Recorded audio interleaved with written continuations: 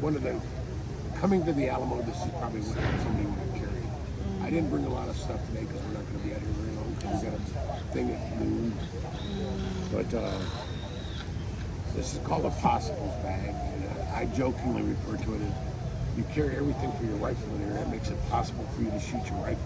And that's kind of a tongue-in-cheek thing. That's cool. But all this stuff is I would have carried for my rifle. And the only thing I forgot, I think, on my powder room, which means that I can't shoot my rifle because I don't have anything. Oh no. And, Does it actually shoot? oh, absolutely, fully functional. Wow. Cool. Oh, I do bring it. Ta-da! Just search and you shall find. But that's how you carry your gunpowder. Cool. A cow horn or a bison horn. Oh. Some people in the United States call them buffalo, but there's no buffalo in the United States. Yeah, because it's just bison, buffalo in Africa. Right? Yeah, it's Southeast Asia primarily. That's interesting. I had no idea like so much went into just making a bullet.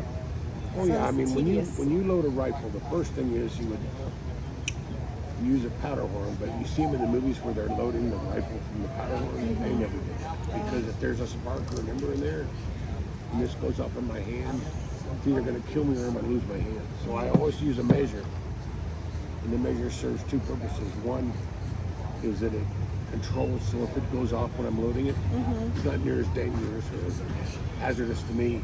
And the other thing is for accuracy. Because you know, when you buy a rifle, you take it out in the field and you set up a target at whatever distance you want to shoot it at. And you shoot, and if it goes over, it's too much powder, so you load and you lighten your powder. If it goes under, you add more powder. And you do that till you put the sights on the target, and it goes bing, as they say.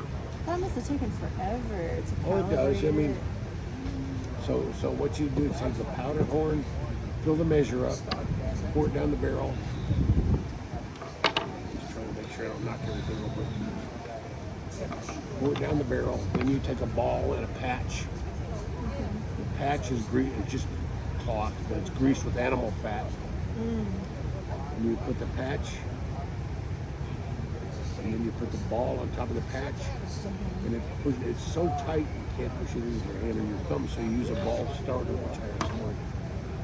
And it goes there, and you slap it with your hand. So it pushes the ball down that bar.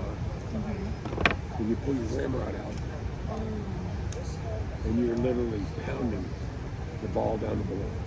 And I mean, pounding. If you're doing it right, you can feel the ramrod turn in your hand because the patch is taking the rifle.